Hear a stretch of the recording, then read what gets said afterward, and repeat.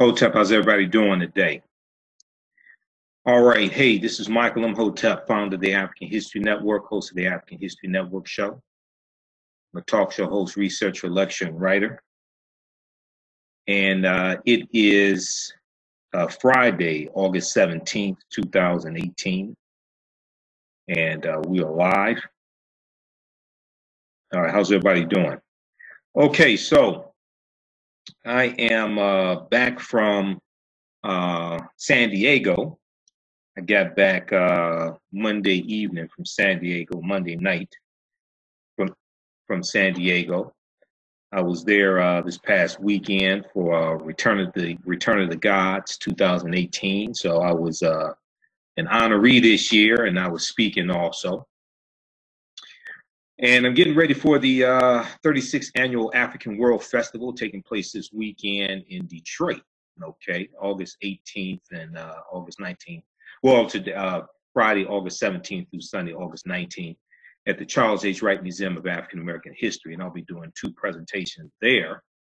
Saturday and Sunday, 5 p.m. to 7 p.m., dealing with the film Black Panther, in inside the museum, classroom 106. Okay, 5 p.m. to 7 p.m. But I've been so busy getting back from my trip, and then we had the passing of Aretha Franklin on Thursday, August 16th. And we knew it was coming, but we were still devastated. I lived in Detroit all my life. So she is an institution here in the city of Detroit. So shout out to the Queen of Soul as well. But I saw this story from blackenterprise.com that I wanted to talk about. And I wanted to talk about it a couple of days ago. I saw it came out August 15th. 2018. Okay. And this deals with a survey from Minority 2018 Small Business Trend Survey.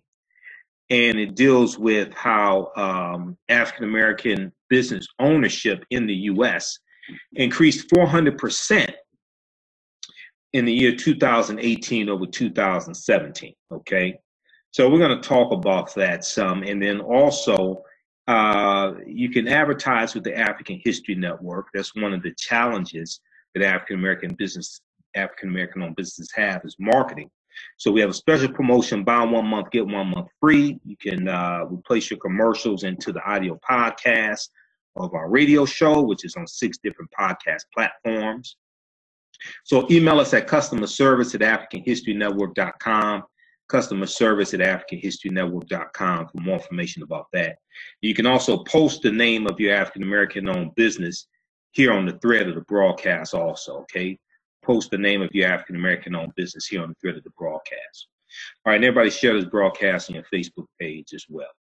Okay, so if we look at this, and what was, I spent some time tonight looking at this article and looking at the methodology that they used to come up with this.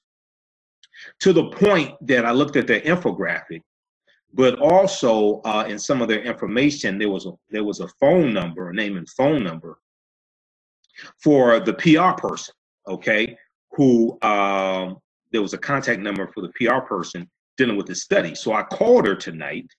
Her name is Stacia, and she was very nice.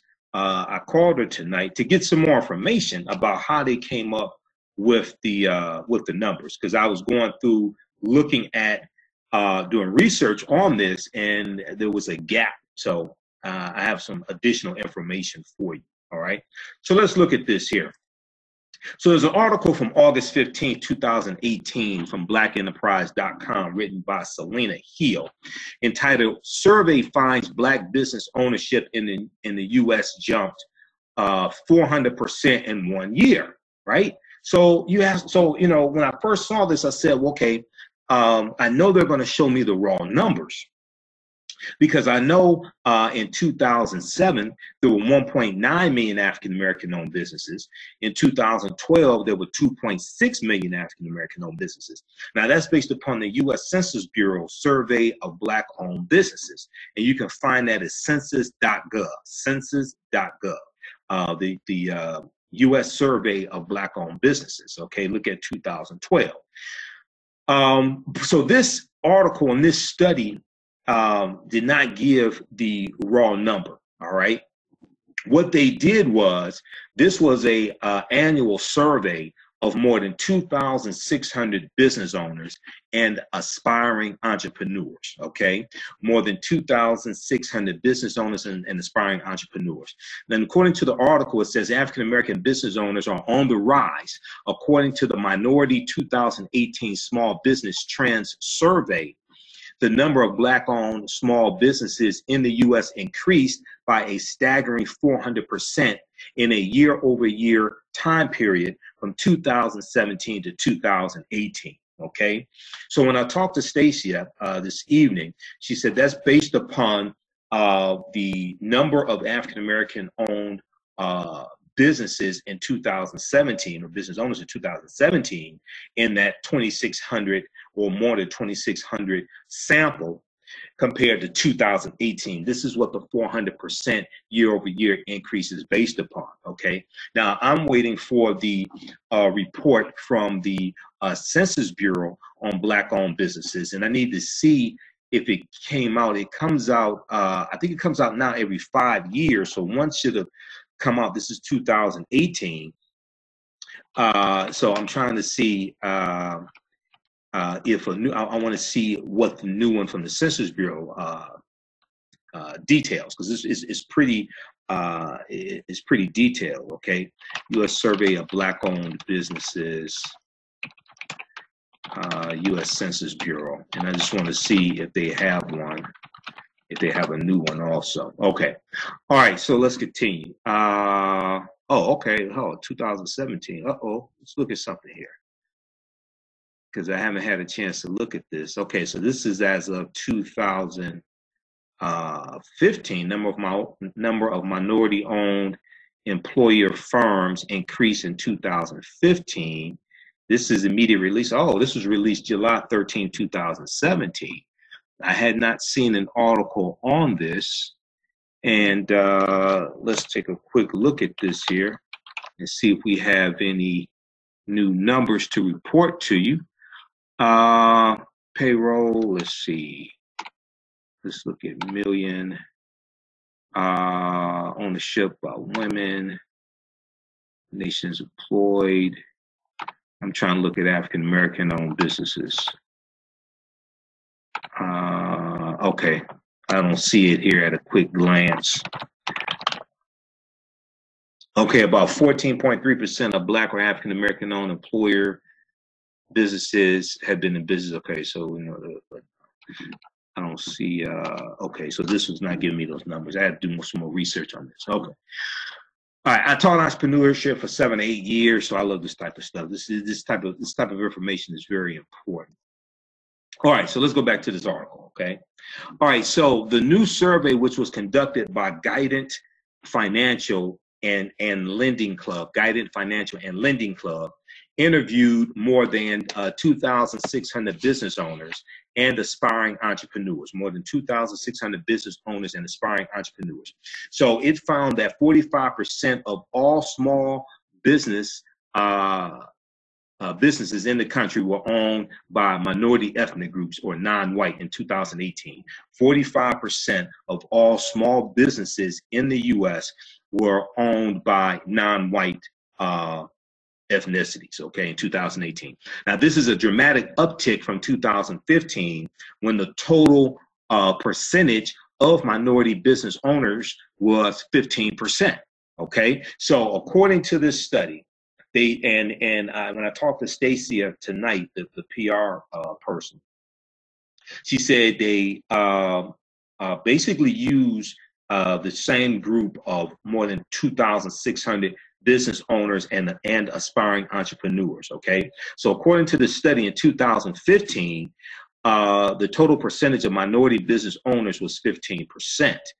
2018, they found 45% of all small businesses in the country were owned by minority ethnic groups, okay?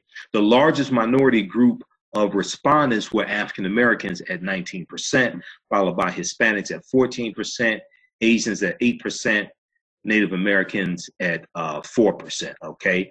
To spare you all the boring details of all the numbers, I'm not going to go through all the numbers here, but there's some important numbers I want to hone in on. And they have an infographic here. There's also a link to click on, which I did, and that is the link for, let's see, what is that for? That's the link. Okay. In the first line of the article, Minority 2018 Small Business Trends Survey, that takes you to prweb.com, prweb.com. Minority-owned businesses are on the rise in Guided Financials report on the state of small business. Okay, you can read this for all the details. There's a few things I want to hone in on. Okay, all right. So number one, and then also, how's everybody doing? Hey, post the name if you are an African American business owner. Post the name of your African American owned business here on the thread of the broadcast as well. We'll give you a shout out also. And you can advertise with the African History Network. We have a special promotion, buy 1 month, get 1 month free. That's going up for the next few days here. We put the your 60-second commercial into the audio podcast of our radio show, the African History Network show, another podcast that we do. We're on 6 different podcast platforms. We reach thousands of people on a weekly basis. Okay, and email us at customerservice@africanhistorynetwork.com for more information. Customer service at africanhistorynetwork.com for more information. Okay, all right, so let's continue here. Okay, let's continue here. All right, so if we look at why African Americans are starting businesses, very, very important. Why African Americans are starting businesses. Okay, so 62% of African Americans who were surveyed said that their desire to pursue their passion, motivated them to start a business. And this was the number one reason. Okay, 62% said they were motivated to pursue their passion. And oftentimes what happens is when we go to college, right, we, major in accounting, we major in marketing, we major in engineering, whatever it is. And we have,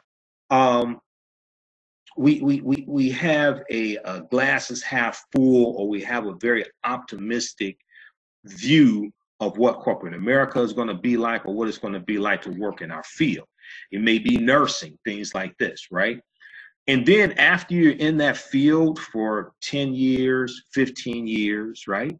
You realize you don't want to be in that field for another 10 years or 15 years. And what becomes more important to you is being happy pursuing your passion, okay? This may be a hobby that you have while you are in your career, and you realize, I've talked to attorneys who were attorneys 10, 15 years, 20 years, they realize they didn't want to do that anymore. I've talked to accountants who realized after 10 years, 15 years, they didn't want to be an accountant anymore. It sounded cool when they were in business school, right? And they would go on the trips to Arthur Anderson or one of the, I think it's Big Five. Now it used to be Big Six accounting firms. Now maybe Big Five or Big Four, whatever, because of the consolidation. It sounded cool then, right? But after you do that work for 10, 15 years, 20 years, it wears on it. Okay, so you have people who decide, hey, look, I've been in this job for a number of years. I have X amount of dollars in 401k. I have money saved up. Okay, I want to be happy.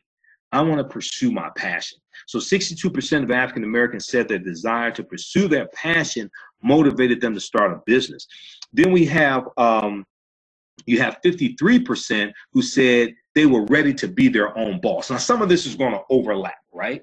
Okay, some of this is going to overlap, but 53% said they were ready to be their own boss. Now, one of the reasons why I became an entrepreneur, I was groomed to be an entrepreneur from when I was a child, because my dad taught me to be an entrepreneur. But he told me to go to business school, go to college, major in business. First I was pre-law, then I switched over to business school, right? And he told me to get those skills and then, go work in corporate America, but then build a business around what my skill set was. Okay, so that's what I was taught to do, and that's what I did. So my degree is in business administration with a major in marketing. I graduated 24 years ago, and I've been studying entrepreneurship, economic empowerment, business, African history, African American history, African culture. I've been studying all this stuff for 26 years.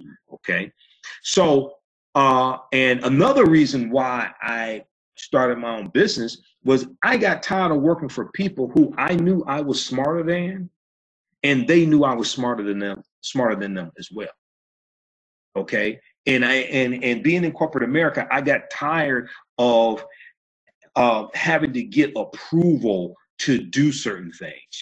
I know this is a good marketing strategy, and I got to get approval from somebody who works in marketing, and I know more than they do. Okay. And I remember when I was in wireless communications, selling cell phones. I worked for one of the major cell phone companies. And I was in outside sales. I understood sales better than the person who worked in marketing. They never been in the field like me. They were never a key account executive. I understood marketing because my degree was in marketing. I understood sales better than them, right? So why the hell I got to go to them to get approval to do certain things? Didn't make sense. Okay. So because I'm a creative person, because I understand business, because I understand marketing, right? I did not like having those limitations on me from corporate America. Now there's some perks of corporate America. From corporate America, you don't have to worry. Your check is coming on the 1st and 15th or whatever it is. You have health care and all. You have all these perks, right? But I got tired of that, so I broke away. Okay, but I'm not mad at anybody who says, well, look, I still want to work in corporate America and I want to have a business on the side. I'm not mad at that. Totally understand that, especially if you have children, because see, then you're really worried about affordable health care.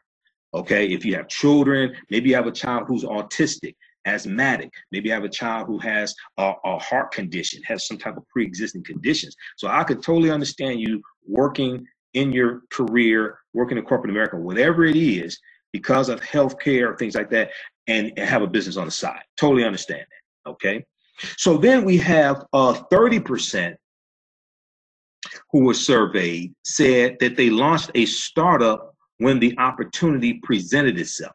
They launched a startup when the opportunity presented itself. So when you hear me talk about the film Black Panther, and I'm doing 2 presentations this weekend at the Charles H. Wright Museum of African American History as part of the 36th annual African World Festival. It's that time of the year again, 3rd weekend in August, the African World Festival, Charles H. Wright Museum of African American History. So those in the Detroit area, Saturday, August 18th, Sunday, August 19th, 5 p.m. to 7 p.m. both days.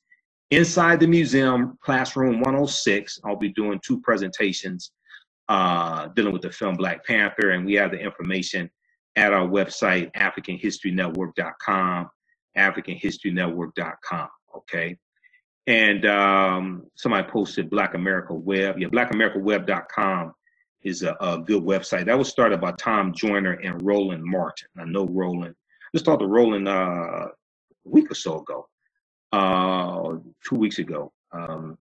He was here in Detroit for NABJ, National Association of Black Journalists. We didn't connect, but I talked to him after that, actually.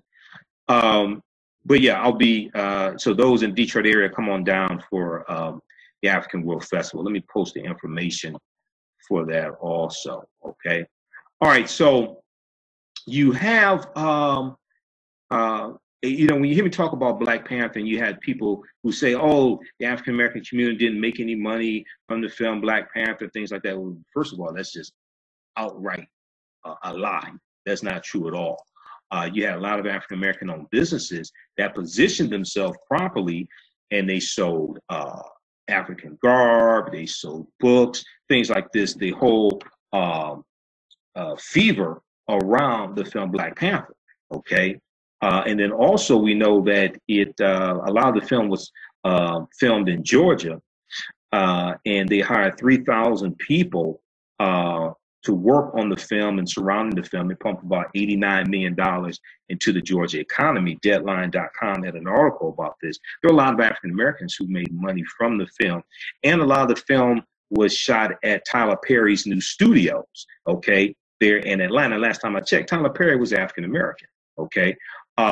there was a lot of advertising done around the film. There was advertising on TV1, which is African American owned. That's Kathy Hughes. There was advertising done on news1.com, okay, which is African American owned.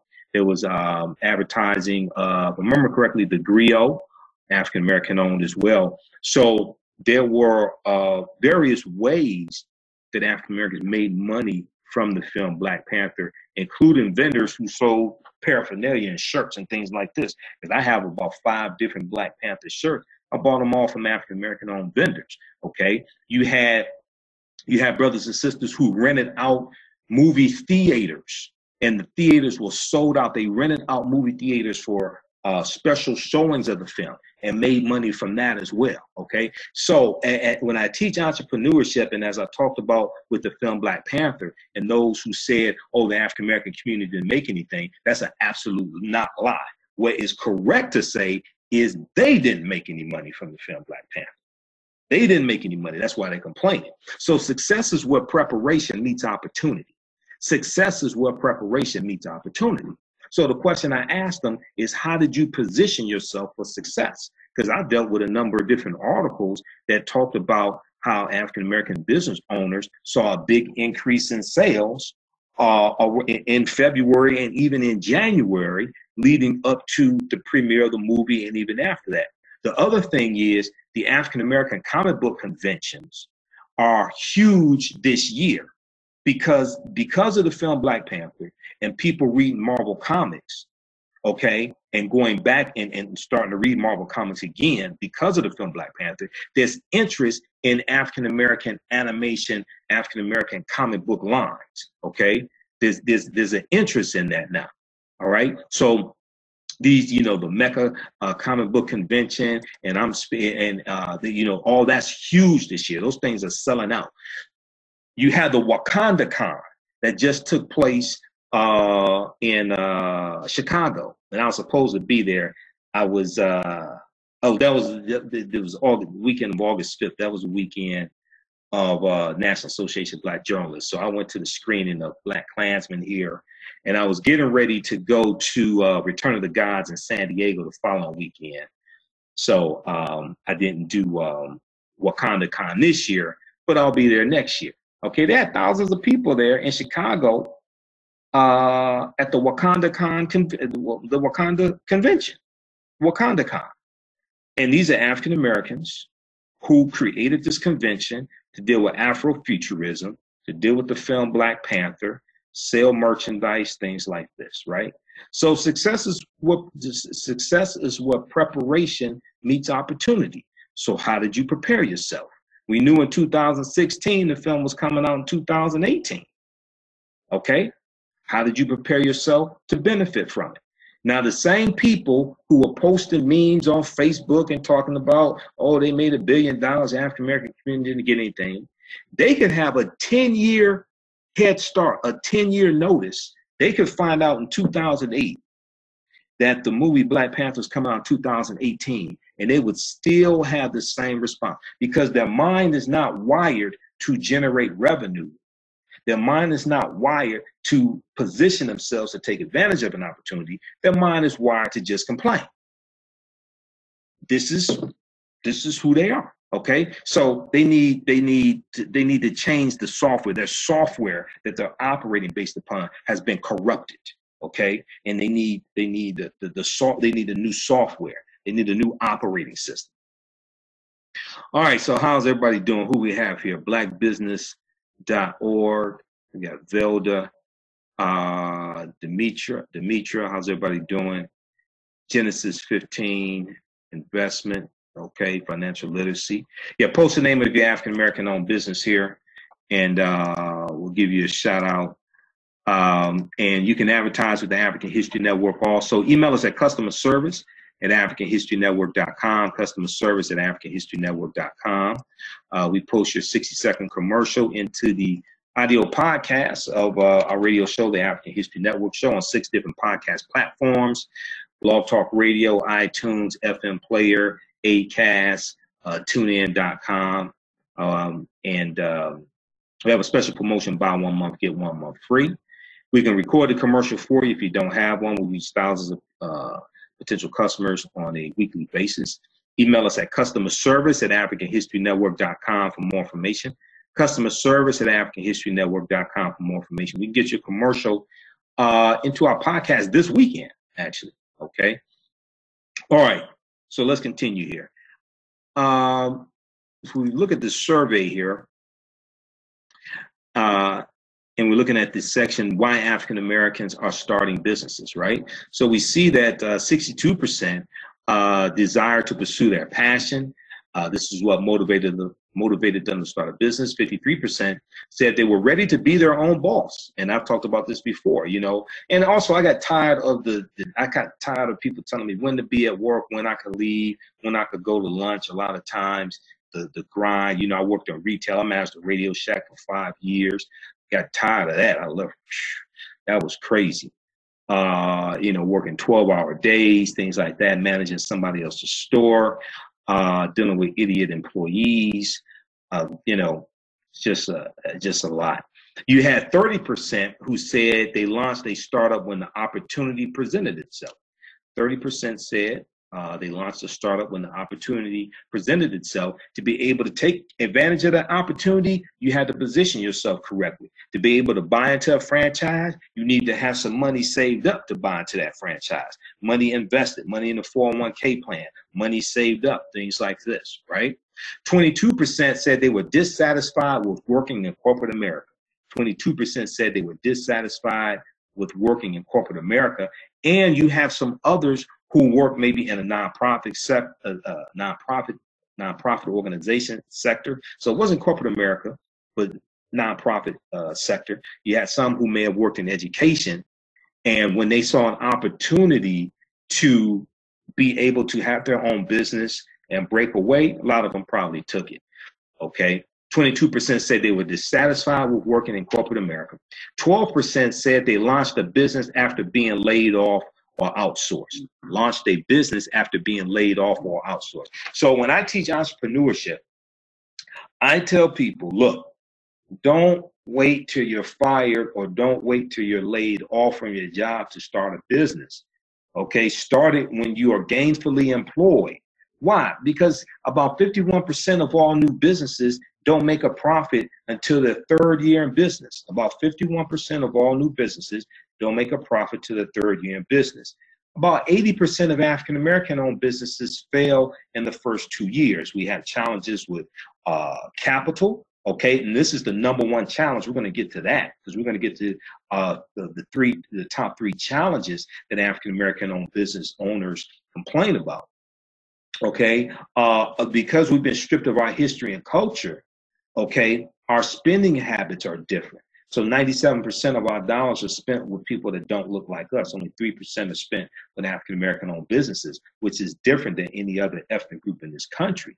Because of people's history and culture, it gives them their foundation. It gives them their values, their interests, and their principles. And this helps to shape their cultural paradigm that they see reality through. And their history and culture teaches them that the only way they're going to survive is through self-reliance, okay? Now, this does not mean that they don't get involved in politics. They don't run for political office. It doesn't mean that, yes, they all do that. But what this means is that every ethnic group in America are the largest employers of their own people. Every ethnic group in America are the largest employers of their own people. And this is taught to them by their history and by their culture, okay? Let me adjust this. This is taught to them by their history and by their culture. Because our history is different, for the most part, we've been stripped of our history and culture, #1. #2, there has been a massive attack on African-American owned businesses, especially things like the U.S. Interstate Highway Acts of 1952 and 1956 that drove 41,000 miles of U.S. interstate highway throughout America, especially running through the African-American community, wiping out a lot of our businesses. And 2, because of the theft of land. So you have the theft of land. When you understand our history and you read How White Folks Got So Rich, The Untold Story of American White Supremacy. This is the 2nd edition. The 3rd edition is out. I have all 3 editions. But How White Folks Got So Rich, The Untold Story of American White Supremacy. And they talk about the theft of 2.3 billion acres of land. okay? And it talk about this from Native Americans, but it was also from indigenous African people, okay? Because when you read the first Americans were Africans, documented evidence, but Dr. David Imhotep, all right, you'll know that African people have been in this land we call the United States of America at least 51,700 years, contrary to popular belief. And I dealt with this in my presentation in San Diego. Well, I did 2 presentations this past weekend in San Diego. I dealt with, in my presentation, lessons from the film Black Panther, economic empowerment, political self-defense, and how to Wakanda to vote. You know, we were here going back at least 51,700 years. Contrary to popular belief, we did not first come here August 20th, 1619 in Jamestown, Virginia. That did happen, but African people were here for tens of thousands of years before that. So I'm not saying the transatlantic slave trade did not happen. Oh, yes, it did. But you have to understand not just the last 400 years of history or the last 500 years of history, but you have to understand a chronology of the last 50,000 years of history to really understand this, okay? So you're dealing with a theft of at least 2.3 billion acres of land from indigenous African people and Native Americans, okay? Then you're dealing with enslavement of African people for 246 years in this country, and then not being compensated with land after slavery ends. You have massive land giveaways of over 400 million acres of land, like the Homestead Act of 1862, which gives 160 acres of land to the head of household. They have to take care of that land, make the improvements, upkeep, things like this for 5 years, and they get this land, okay? And you have European immigrants coming to this country who are going to get these land giveaways. You have white people here. African Americans are almost exclusively locked out of this. Then after the Civil War, you have the Southern Homestead Act of 1866, which gives 45 million acres of land away, almost exclusively the Europeans. Then you're going to have land giveaway in 1887, like the Dawes Allotment Act, which gives 138 million acres of land away, and 2/3 goes to white people. Okay, it was almost exclusively supposed to go to Native Americans and African Americans. 2/3 goes to Europeans. So we worked the land for free for 246 years, then we're largely locked out of the land giveaways. Excuse me, when you have General Order number 15, January of 1865, which we call 40 acres and a mule, that just dealt with coastal land in South Carolina and Georgia. And that gave away, there were 40,000 African Americans who got about 400,000 acres of land. And almost all this land is going to be taken back by President Andrew Johnson, okay, who's going to return the land to the former slave owners, the former Confederates. They're going to, the Confederacy, they're going to get a blanket pardon, okay, because they committed treason against the U.S. And we're going to lose that land. And then, in spite of all that, we're going to acquire about 15 million acres of land, because in about the 1920s, you have about 1 million African-American farmers. And we're going to lose our land in various ways. We ran off of it by white terrorism. There are legal loopholes that allow the land to be taken. And when you have the Great Migration of 1915 to about 1970, you have 5 to 6 million African Americans who are migrating from the South up north and out west. And one of the things that's what was really going to be the catalyst for this is World War I, because during World War I, you have 5 million men, mainly white men, going to fight in World War I. And this creates a labor vacuum. This labor vacuum is going to be filled by African Americans and immigrants who are coming to this country, and immigrants who are already here. Okay? And when these white men come back from World War I, they come back and don't have jobs. But what they do have are guns and skills in how to fight and how to kill, because they were trained by the military. So this leads to the year after World War I. World War I is 1914, 1918. 1919, the year after, is called the Red Summer, because you have over 25 major race riots. And you see, these white men came back, couldn't find jobs. So you have an increase in racial tensions also because African Americans are migrating from the South up north. So there's more African Americans in the North also. And now they're working. This creates jealousy. And you have a racial explosion in 1919 with over 25 major race riots in this country. And James Weldon Johnson, who wrote the Black National Anthem, Lift Every Voice and Sing, he said he called it the Red Summer because he said the streets of America were flowing with blood. That's why it's called the Red Summer. So we have to understand this history because our history is different than anybody else's. Okay? So you're dealing again with the theft of land. So we go from owning about 15 million acres of land in the 1920s to about 1 million acres of land today. There was a theft of our land even after slavery. Okay, and this is one of the reasons why African Americans only own about 1.2% of the wealth in America. Because of this, because we were locked out of massive land giveaways after we worked the land for 246 years. We originally had our land stolen, okay, and then when we acquire land and we have almost 1 million farmers, we're going to lose our land through the Great Depression, theft of land, white terrorism, many of us being ran out of the South, things like this. And when we lose our land, there's wealth attached to that land. So that gives us less capital to be able to start businesses. When you look at the Homestead Act of 1862, they gave away land for over 100 years. I did a presentation. I did a video. Some of you all saw the video that I did dealing with how African American farmers are suing a soybean seed company because they claim that they were given fake soybeans. And they were given soybeans that would not produce the yield, the same amount of bushels that they would normally get. And they claim this was a plot to steal their land. Okay? So they pay all this money for these soybean seeds.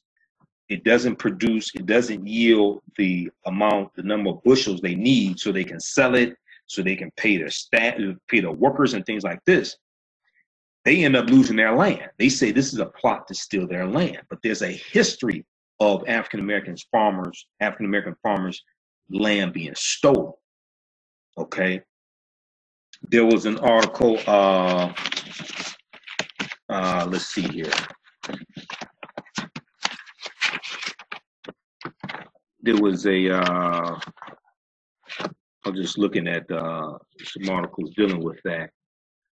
But there was one from AtlantaBlackStar.com. I just read one from NBCNews.com as well, dealing with the African American farmers. AtlantaBlackStar.com had an article: Black Memphis farmers were deliberately sold bad seed and scheme to put them out of business. Okay. Black Memphis farmers were deliberately sold bad seed and scheme to put them out of business. All right. So check that out, and check out the video I did on this as well. This is on Facebook and on our YouTube channel, Michael Imhotep, and we have it in audio podcast form at AfricanHistoryNetwork.com. AfricanHistoryNetwork.com. It's an audio podcast form. Okay. But the wealth gap is where the history of African Americans and the history of this country shows up. The wealth disparity is where the history and the events of yesterday show up. Okay.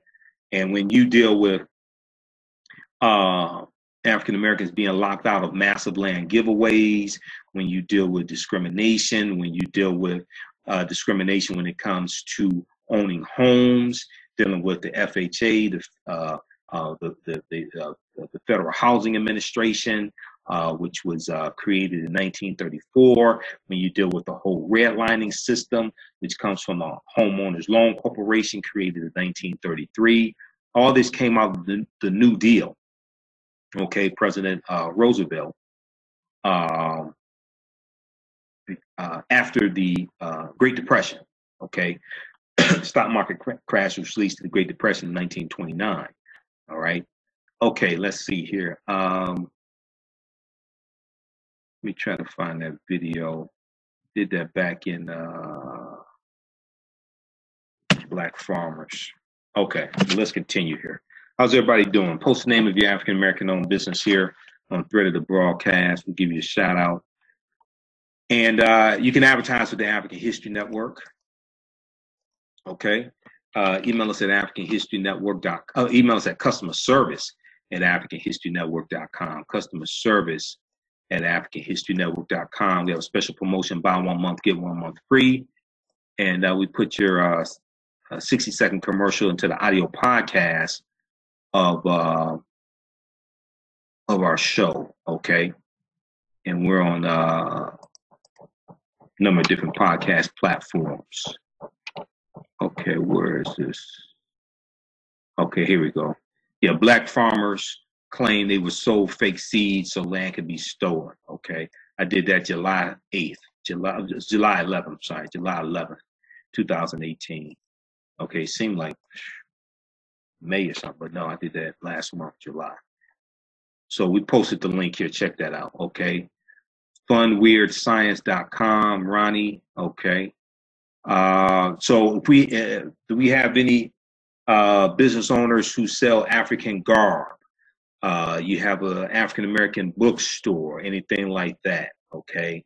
If you sell African American hair supplies, whether it's natural hair, whether it's perms, what have you, post the name of your business. You definitely want to advertise with the African History Network. If you are a book author, okay, you want to advertise with us. And email us at customer service at AfricanHistoryNetwork.com.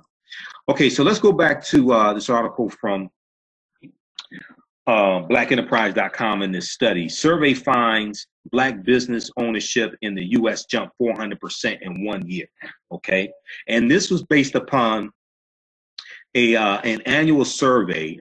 This is Minority 2018 Small Business Trends Survey. Okay, they do a survey each year, and it's a sample of more than 2,600 business owners and aspiring entrepreneurs. All right, so we were looking at some of the reasons why African Americans are starting businesses. Okay, and 12% said they launched a business after being laid off or outsourced. And like I said, don't wait till you're fired or don't wait till you lose your job, you're outsourced, downsized, what have you, to start your business. Start it when you're gainfully employed, okay? Because first few years, you may not make a profit, or if you do make a profit, you're going to have to put it back into the business, and you probably won't be able to draw a salary equal to what you're getting at your 9-to-5 job in the first few years, okay? All right, so what are some of the challenges of African American entrepreneurship? What are some of the challenges? All right.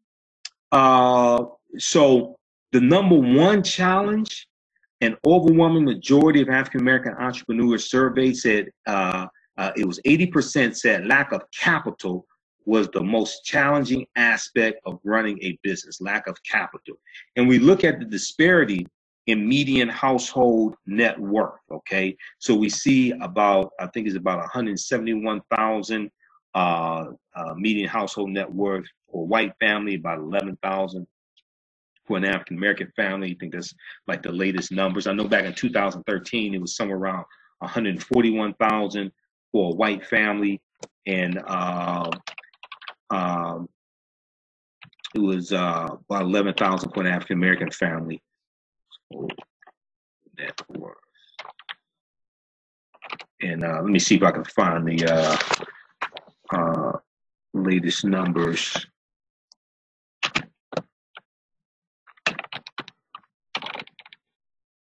Because I've seen it lately, but I don't remember it offhand. Yeah, Washington Post. I think there's an article I read. White families have nearly 10 times the net worth of Black families, and the gap is growing. And this is because of things historically. Okay.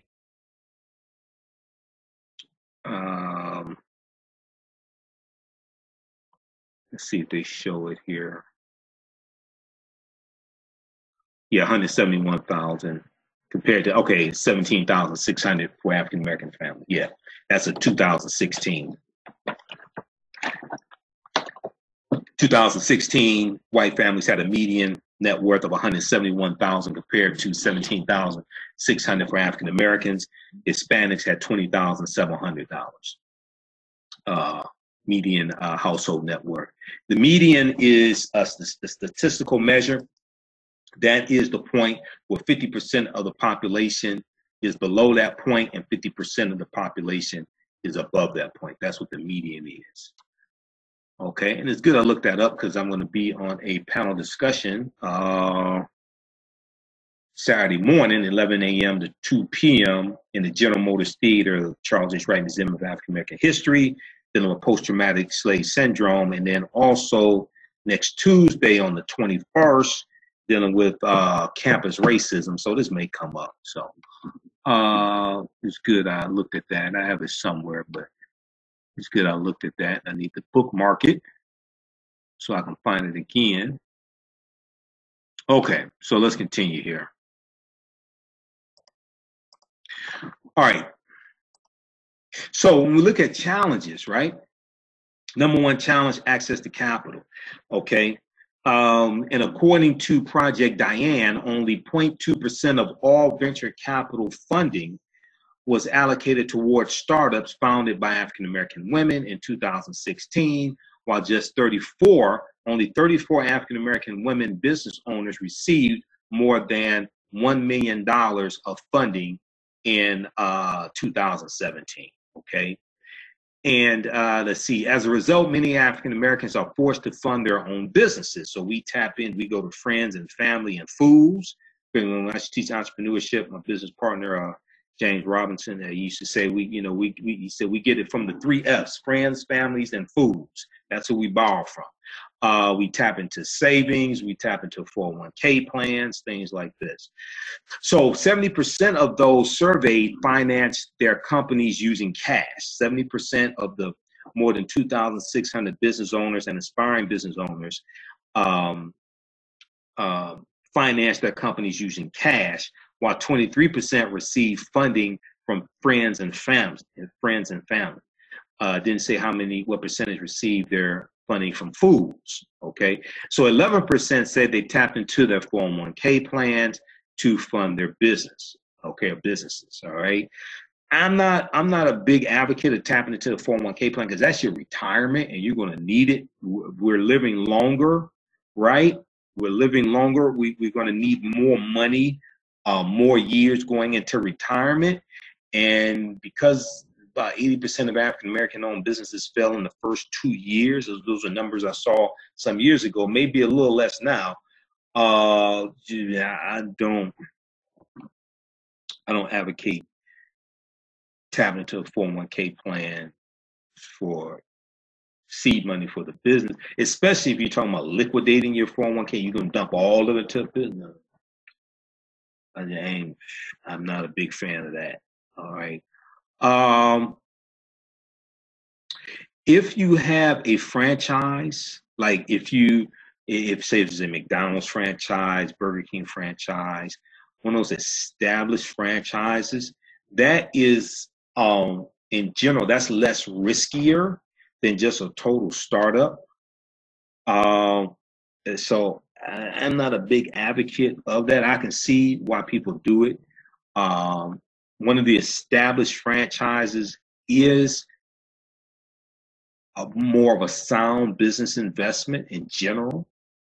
But there's some drawbacks to that. So you want to look at do they take the royalties that you pay? Is it from your gross? Is it from your gross revenue, or is it from net profit? Usually, it's from gross revenue. There was one when I was looking at a few years ago when I was looking at franchises. There was one that took it from, if I remember correctly, it was from your net profit, and that was Papa Romano's, not Papa John's, but Papa Romano's. They didn't take it from your gross revenue. I would say, I think it was net revenue. It was net. It was net something. I think it was net revenue, not net profit. I think it was net revenue. They ain't take it from your gross revenue, okay, which a lot of them do. All right. So you have to look at that. And see, the thing is, I had a entrepreneurship professor, Bill Picard, who's a McDonald's franchisee, African American, McDonald's franchisee. He was one of my college professors in the business school. And along with James Robinson, we would do some years later, we would teach entrepreneurship, do different events. And he talked about being a franchisee. And he said that, McDonald's wants their percentage every month, regardless of what happens with your store. Okay. So there's construction up and down your street that's going on 3-4 months. And that could happen. If you're on a major street, I've seen that happen. And they go up and down the street, do construction. It could take 3 or 4 months, right? It impacts your business. Okay. McDonald's, they still want their percentage. They still want their percentage. You're in a strip mall and the anchor business in the strip mall closes. And it's a slow death. You have stores leaving every month. So you have a reduction in foot traffic in your business, which impacts your gross profit. They still want their percentage. Okay. So you have to take that into account. I'm not trying to discourage anybody from going into a franchise. And a McDonald's franchise is, it is well established. They have a probably the closest you can get probably to a perfect model. The research and development, the marketing they do, recognizable brand, they have their systems together.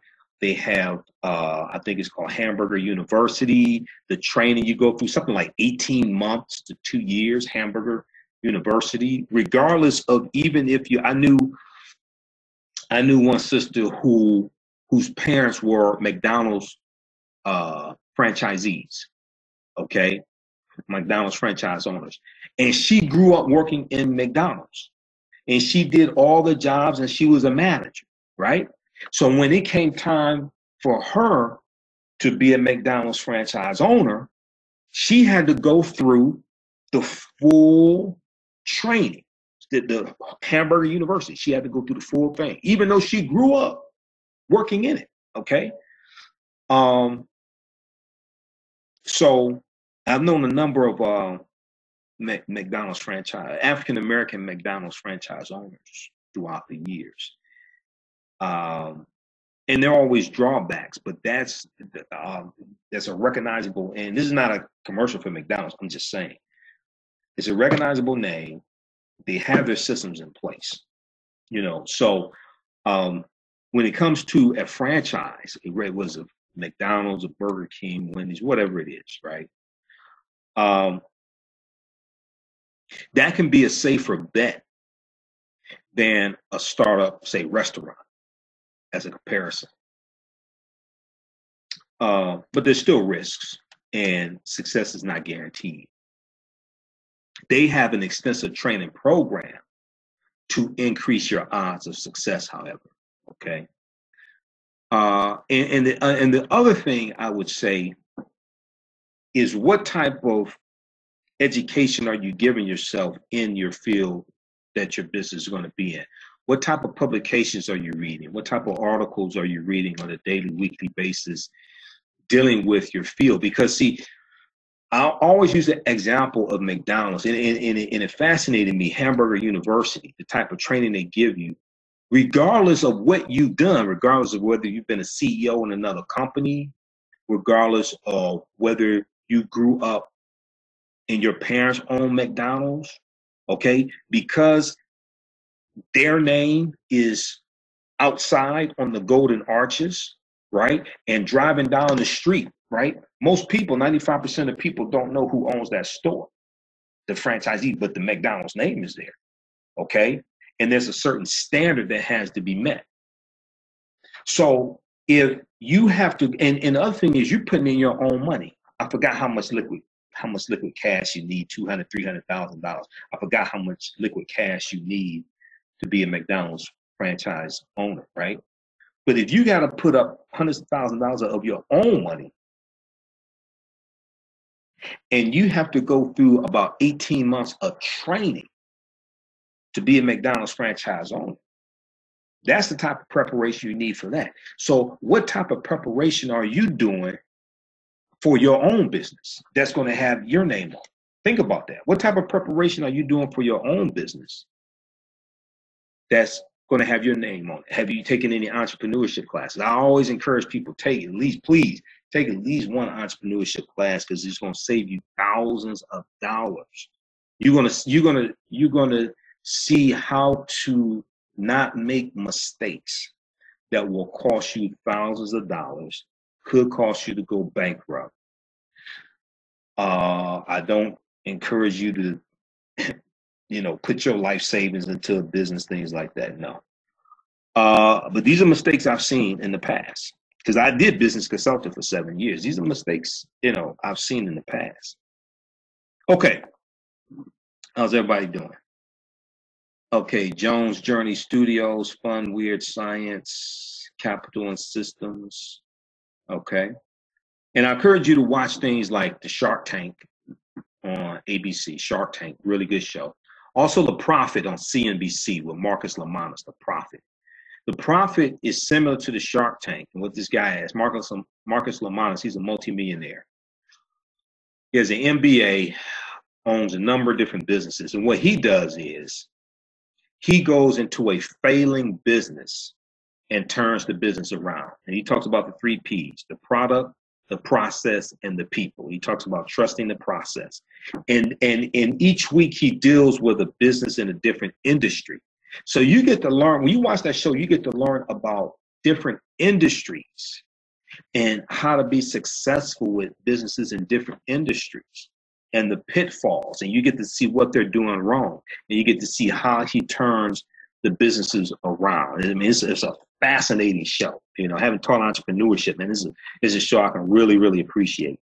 The Profit, Profit, The Profit on CNBC. All right. I haven't watched Grand Hustle with T.I. I don't watch a whole lot of different TV shows. Usually it's MSNBC. MSNBC is on right now. It's just muted.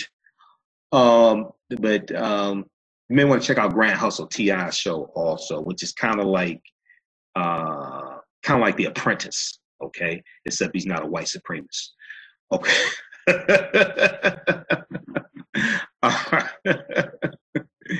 Okay. Okay, so when we look at challenges of African-American owned businesses, we see 80% surveyed said lack of capital. Then we see also 70% said, 70% of those surveyed said that they financed their companies using cash, while 23% received funding from friends and family. Okay, 11% said they tapped into their 401k plans to fund their businesses. Okay, now they have an infographic here as well. And the second biggest challenge was marketing and advertising. Marketing and advertising was the second biggest challenge. 31% said that 31% said marketing and advertising was the second business challenge. Finding outlets to market with, things like this, and probably also having the money to market and advertise. 23% said time management. Time management skills are crucial. Time management skills are crucial. When you stop watching like mindless television, Real Housewives of Atlanta, and Loving Hip Hop and Loving Hip Hop Miami, and because these things like suck up your time. They're non-productive. They suck up your time. When you limit your time on social media, okay? Because, I'm starting to use Instagram a little more. People tell me, you should use Instagram. You should use Instagram. I had an Instagram account. I hadn't posted in a month because I don't take selfies. You know, I see people sitting up there taking selfies every day. I don't do that, right? I'll post a flyer of a lecture I have coming up or something like that. So I've been posting a few more things because I got an award at the Return of the Gods this past weekend. I posted about that on Instagram. I have 2 lectures I'm doing this weekend at the African World Festival, posted about that. I'm speaking at the All Black National Convention, September 27th, that weekend in Philadelphia. Dr. Boyce Watkins is doing, post about that. I don't post a lot on Instagram, okay? And on Facebook, I'm on doing research. I run the African History Network fan page where we're broadcasting. So I'm on Facebook, you know, for business. I'm not on posting a whole bunch of pictures and things like that, you know. So if you limit your time on social media, non-productive time on social media, you limit your time watching mindless TV, you'll find the time to do research for your business and to invest in your business and grow your business, all right? We all have the same 24 hours in a day, 168 hours in a week, but time management skills are extremely important. When I teach about the 13 forms of wealth, which deals with 13 different types of wealth. We know 13 is a number of transformation and resurrection, but I deal with key traits that successful African Americans entrepreneurs need to have. Okay. And when we talk about marketing, right, and that being a challenge, you know, you can advertise with the African History Network. We reach thousands of people on a weekly basis. We take your 60-second commercial and put it 30 to 60 seconds. It can be less than 60 seconds, 30 to 60-second commercial. We put it to the audio podcast of our radio show, the African History Network show. So I've been doing the African History Network show for 8 years now. And we are on 6 different podcast platforms: Blog Talk Radio, iTunes, Acast, Castbox, FM Player, and TuneIn.com. Okay, we'll be back on Stitcher.com in the next week or so. We have a special promotion: buy 1 month, get 1 month free. Buy 1 month, get 1 month free. Okay. We reach our podcasts on Blog Talk reach. They get between 4,000 to 8,000 listens in 1 to 2 weeks. And we do the show on Sundays, and then also other broadcasts I do, like on Facebook Live, like this one here. We put an audio podcast form also. So email us at customerservice@africanhistorynetwork.com, customerservice@africanhistorynetwork.com for more information. We have a special promotion because we have a few slots left, special promotion going on for a few more days.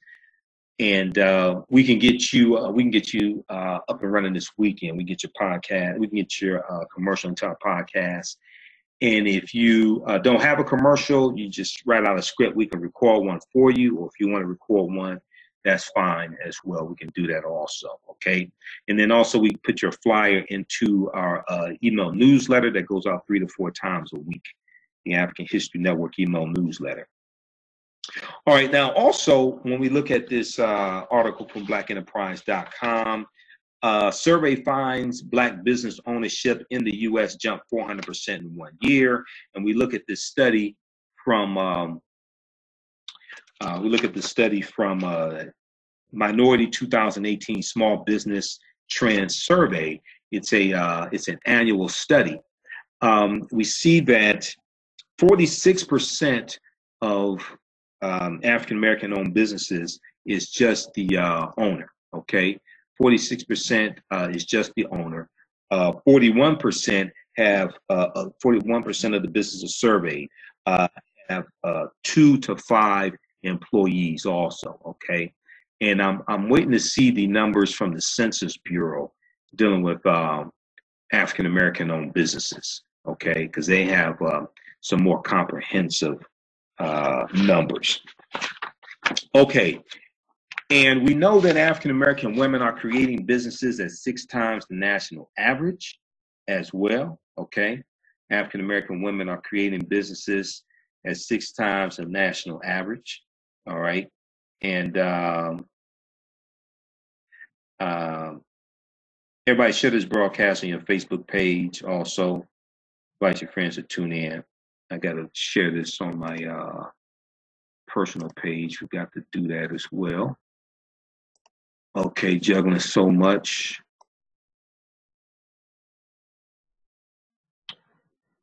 All right, let's continue here. Okay, so also Black Enterprise had an article from, what was that, from 2016, dealing with how African-American women are creating businesses at 6 times the national average, okay? And that deals with a study from 2015 State of Women-Owned Businesses, 2015 State of Women-Owned Businesses. And it found that white-owned female businesses grew 40% over an 18-year period of time. So they looked at an 18-year period of time, 1997 to 2015.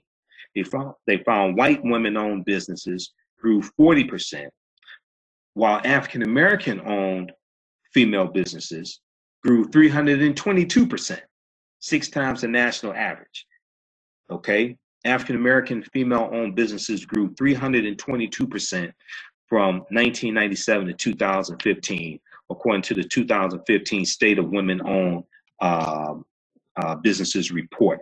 And this report was commissioned by American Express Open. And Open, that's their business credit card. Okay, it's for small businesses. All right, and when we look at the numbers, we see that 30% of all U.S. businesses are women, are owned by women. African American women own 14% of all U.S. businesses. There are 9.4 million women-owned businesses in the country. Okay, and this is based upon the 2015 report. And 1.3 million, and when we look at how many businesses that African American women own, it's 1.3 million, okay? And they employ 297,000 employees also, okay? So as of 2015, the 2015 report, which came out in 2016, African American female owned businesses employ 297,000 employees also. All right, so I'm interested to see what the numbers are now. All right, but the article survey finds Black business ownership in the U.S. jumped 400% in 1 year. That article came out August 15, 2018 from Black Enterprise magazine, blackenterprise.com, blackenterprise.com.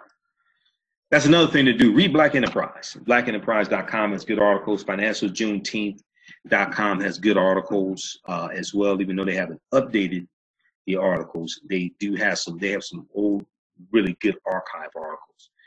Graphics and More LLC, okay, professional live streaming. Okay, Larry, all right. Yolanda, okay, Yolanda Spivey, how you doing, Yolanda? Could be better. Okay, inbox me, let me know what's going on. Let me know what's going on, Yolanda. And Yolanda, what's the name of your business, Yolanda? And you have the blackinsurancenews.com also. But she sells insurance, and she has a website that has articles dealing with insurance for African Americans also.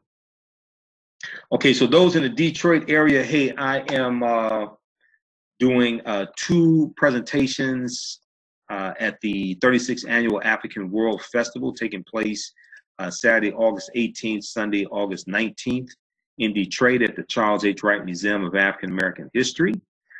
Okay, you may have seen the flyer I posted about it. So it's 5 p.m. to 7 p.m. both 5 p.m. to 7 p.m. both days inside the museum in classroom 106. And the two presentations deal with the film Black Panther, because this year's theme it was inspired by the film Black Panther. So on Saturday, I'm doing the Black Panther analysis, African culture, history, and Afrofuturism. And Sunday, we're dealing with lessons from the film Black Panther, economic empowerment, political self-defense, and how to Wakanda to vote. All right, and I'll have my DVDs on sale there as well. It's free and open to the public. And we have these presentations also available at our website, AfricanHistoryNetwork.com, AfricanHistoryNetwork.com. We have them in a bundle pack, 6 DVD Black Panther bundle pack, where you get 3 of my presentations dealing with the film Black Panther, and then also 3 other of my presentations also. That's on sale $45 at AfricanHistoryNetwork.com, right on the homepage. And then Sunday night, be sure to listen to the African History Network show on 9:10 a.m. the Superstation. Okay, we'll do that show live, and then we put it on audio podcast form as well. We're on 9 p.m. to 11 p.m. Eastern Standard Time, 9:10 a.m. the Superstation. So those in Detroit, you can listen 9:10 a.m. Listen on your radio, or 9:10 a.m. Superstation.com. And we have the information at AfricanHistoryNetwork.com, how to listen live and how to listen to the podcast also. Okay. So I'm on Sundays, I do radio. I'm in radio, do radio here in Detroit, 9 p.m. to 11 p.m. Eastern Standard Time, the African History Network show. So this Sunday, we'll talk some about Aretha Franklin and her impact on civil rights and giving the African Americans respect. We'll talk about developments in the Stand Your Ground case, Marquise McLaughlin in Florida. We'll talk about Sarah Huckabee Sanders, White House press secretary, lying, just outright lying about the number of jobs that for African Americans President Obama created in 8 years compared to Donald Trump in about 18 months. She just outright, flat out lied.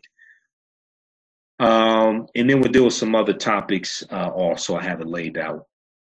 I think I'm going to share with you some of the presentation I did on Saturday in San Diego, Return of the Gods. My presentation was Great African Women and Men in History, the Mothers and Fathers of Civilization. I did a short 23-minute presentation, and I did a 1-hour presentation the following day. Okay. All right. So if you have any questions, go ahead and post them here. Okay, BlackInsuranceNetwork.com. This is Yolanda Spivey. BlackInsuranceNetwork.com. Yolanda Spivey. Okay. And if you want to advertise with the African History Network, email us at customerservice@AfricanHistoryNetwork.com. Customer service at AfricanHistoryNetwork.com. We have Eugene, Capital and Systems. Okay, Michael Long said he's doing fine, doing well. All right, so look, we're going to get out of here. Hey, remember, at the African History Network, we focus on educating, empowering, and inspiring people of African descent throughout the diaspora and around the world, because right now it's correct wrong behavior. Also, we got to tell you, okay, so we have my online courses that I teach as well. They're all on demand. They're on sale. We have a weekend sale. We have a 10-course bundle pack on sale for $60. It includes understanding the transatlantic slave trade, what they didn't teach you in school, ancient Kemet, the Moors, and the Ma'afa. Understanding the transatlantic slave trade, what they didn't teach you in school. And it also includes African American resistance in the era of Donald Trump, voter suppression, reparations, and how elections have consequences. Great African Women in History, the Mothers of Civilization. So we have that bundle pack on sale, $60, regularly $130. They're all on demand, watch from around the world. And also it includes African-American resistance in the era of Donald Trump, voter suppression, reparations, and how elections have consequences. Okay, so look, we have to get out of here. Hey, remember, at the African History Network, we focus on educating, empowering, and inspiring people of African descent throughout the diaspora and around the world, because right now it's correct wrong behavior. It's not over till we win. Wakanda forever. We'll talk to you next time. And those in Detroit, we'll see you this weekend at the 36th Annual African World Festival. Talk to you later. Peace.